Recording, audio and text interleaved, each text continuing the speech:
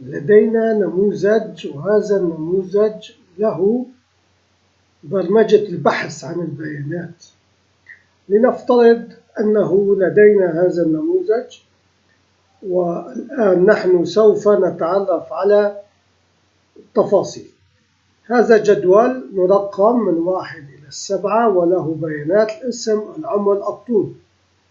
عندما نظهر النموذج، هذا النموذج يساعدنا في عملية البحث. عندما نضغط أو نكتب حرف جيم أو حرف كاف يأتي كلمة كامل ويأتي كلمة جاف. لنرى ما سوف يظهر لنا. النموذج هو عندما نفعله نرى أن البيانات تم إحضارها، ونرى مباشرة عندما نحدد سطر من الأسطر تتفعل وتتبرمج مع خلايا الإدخال. أما عملية البحث نلاحظ أن الجيم تأتي بجيم، أما الكاف تم إحضار الكامل وجاف. فإذا إنها عملية بحث مبرمجة. الآن سوف نرى كيف تتم هذه العملية بنجاح وبشكل سهل. أول سطر يجب أن ندرس برمجته هي عملية إقلاع النموذج. عندما تم إقلاع النموذج رأينا أنه يوجد بيانات. تم إقلاع النموذج، رأينا أنه يوجد بيانات. هذه البيانات تقول أن text book 1 يجب أن يكون التركيز في خانة البحث التي هي هذه اسمها text book 1. لاحظ text book 1 إنها عمليات الإدخال. أما السطر التالي يقول إذا حلقة، إذا الآي أخذت 2، لأننا بدأنا بالسطر الثاني.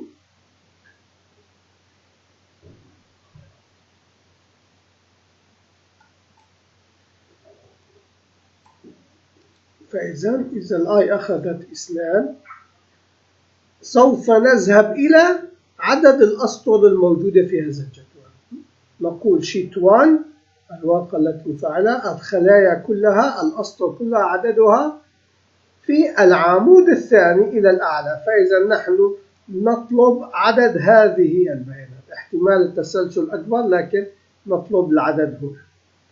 وبذلك يكون عملية إضافة list book 1 هذه القائمة يتم إضافة البيانات لها الآن عن طريق list book 1 الخانة الأولى. أخذها السطر الأول، السطر الثاني، السطر الثالث. يجب أن توضع في القائمة، ويجب أن تعطى لها قيمة العمود الأول والعمود الثاني، عمود الصفر والعمود الواحد.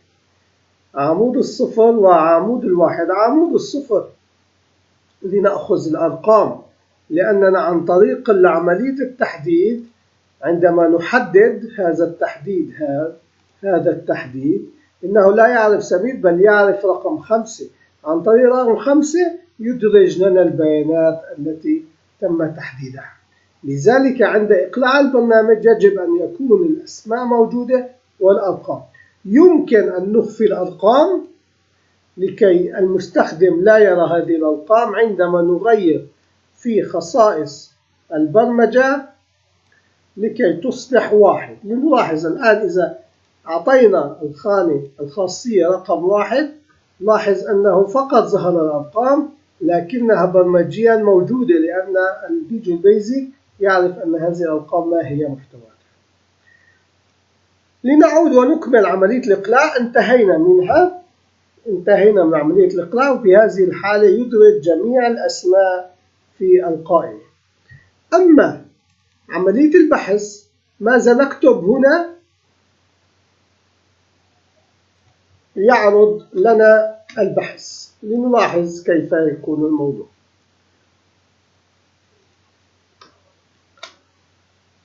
الموضوع عند أي تغيير موجود في هذه الأداة رقمها 5.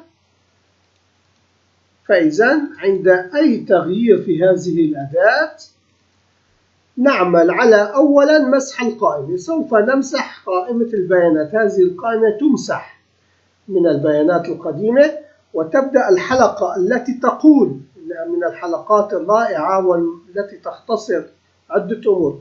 كنترولز جميع التحكمات، جميع أدوات التحكم التي يبدأ اسمها بتكست بوك I. إن I وضعنا له رقم 1 إلى 4 لأننا نعرف أن النموذج له 4 تكست بوك.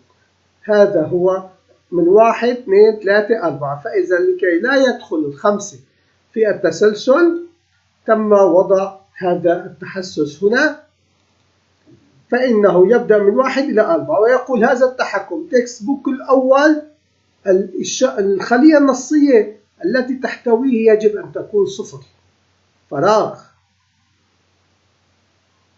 والثانية فراغ، والثالثة فراغ. هذا دليل أنه مسح محتويات القائمة ومسح محتويات الأدوات التي كانت تحتوي. يعني لا نفرض نحن الآن هنا عندما نضغط حرف نلاحظ تم مسح هنا وتم مسح البيانات الأربعة الخاصة بهذه عملية الإدخال. وفي الأخير أعطانا نتائج البحث. لنرى كيف أصدر نتائج البحث عن طريق if. الإف تقول إذا كان التكست بوك 5 تساوي لا شيء أنهي البرمجة. يعني احتمال نحن وضعنا كلمة حرف هنا وضعنا حرف وثم لغينا هذا الحرف، عملية الإلغاء، فإذا الناتج الأخير أصبح لا شيء، فإذا انتهت البرمجة. وفي هذه الحالة عندما تنتهي البرمجة يكون الليست بوك تم نظيفا والتكست بوك 1 2 3 4 تم نظيفا وانتهت البرمجة، لا تتم عمليات البحث. أما إذا لم يكن فإذا تبدأ البرمجة أننا سوف نذهب ونفعل الشيت 1. فعلنا شيت 1، وهذا المتغير يأخذ أيضا عدد الأسطر الموجودة في العمود B لكي نعرف كم البيانات الموجودة لكي تبدأ الحلقة تجول في هذا العدد المطلوب. ثم الكي يعطى قيمة 0، هذا متغير ثاني، وتبدأ الحلقة تقول كل المجالات الموجودة من B2 إلى BSS. مين BSS؟ هي B8 لأننا لدينا 800 أسطر. فإذا سوف نجول في كل الخلايا لكي نحصل على كل البيانات، ونبدأ ونقول إذا إذا الخلية التي نحن نبحث عنها أول خلية كانت تشابه هذا، إذا تحقق شرط تشابه الذي كتبه المستخدم بالتكست بوك. نضع نجمة قبل ونجمة بعد وإشارة الآد بما يدل إذا كتبت حرف جيم فإذا إنه يعطينا بعملية بحث جميع البيانات الموجودة في العمود B التي فيها الجيم في البداية وفي الوسط وفي النهاية. هذه هي أهمية النجمة، وبذلك تتم عملية المقارنة. هي عبارة عن فانكشن يأخذ ما تم تسجيله أو ما تم الوجود فيه في الخانة الأولى ويقارنه مع ما تم تسجيله. إذا كان ما تم تسجيله جيم وكانت الخانة B2 التي هي تمثل السي تشابه مع وجود نجمة قبل نجمة بعد يتحقق الشرط، ونطلب من ليست بوك 1 إضافة هذه البند. هذا البند يضاف ويضاف له أيضا الخلايا الباقية. في هذه الحالة يضاف له العمود الثاني، العمود الأول والعمود الثاني لهذه الخلايا، فنحصل بذلك على الكي تكون من 0 إلى -1 إلى -2 إلى أن نصل إلى العدد النهائي. وفي آخر المطاف ننهي الإف لأنها تحقق الشروط، وننهي النكست لأنها انتهت ووصلت إلى آخر سطر من عمود ب. هذا هو ما تم تسجيله في البحث. أما ما تم تسجيله عند النقر وتحديد البند، عند نقر وتحديد البند هنا نرى أنه يقول عند النقر مرة واحدة على الليست بوك تبدأ الحلقة وتقول أنا من I0 إلى I عدد الأسطر الموجودة فيه إلى رقم السطر، يعني list book 1 دوت list count، فإذا يوجد رقم لهذا البند. هذا الرقم نحن نعرفه عن طريق الأرقام التي تظهر والتي تم إخفاؤها. وتبدأ هنا الإف تقول إذا الليست بوك 1 الذي حدد يساوي true، فإذا هل نحن الآن محددين الآي إذا كانت 1 أو 2 أو 3، نبدأ بكل التفاصيل، إذا كانت 1 نزل، إذا كانت 2 نزل، إذا كانت 3 نزل. إذا تحقق اذهب إلى الحلقة وتبدأ الجي تساوي من 1 إلى 4 لأنه تم التحقق، ونعطي للكنترول كل التحكمات الموجودة من 1 إلى 4. التكست بوك التي تأخذ 1 و2 و3.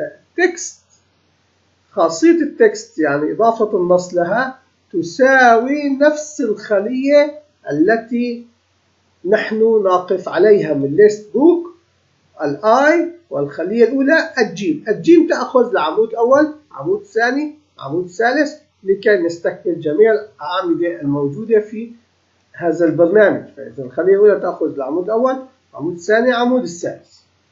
وبذلك هذا التحكمات ننهي ونبرمج النقر على هذه الأداة. تتبرمج كل هذه الأداة عن طريق أن الفور يعرف رقم بند هذا التحديد، والإف تتحسس إذا هذا التحديد تم.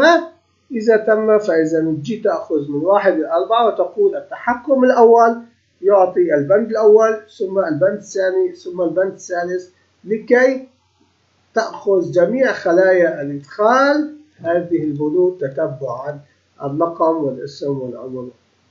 برنامج سهل جدا ومميز، فيه عملية إقلاع تعطي بالنتائج، وفيها عملية بحث تعطي في النتائج، وعند النقر مرة واحدة تعطينا نتائج النقر.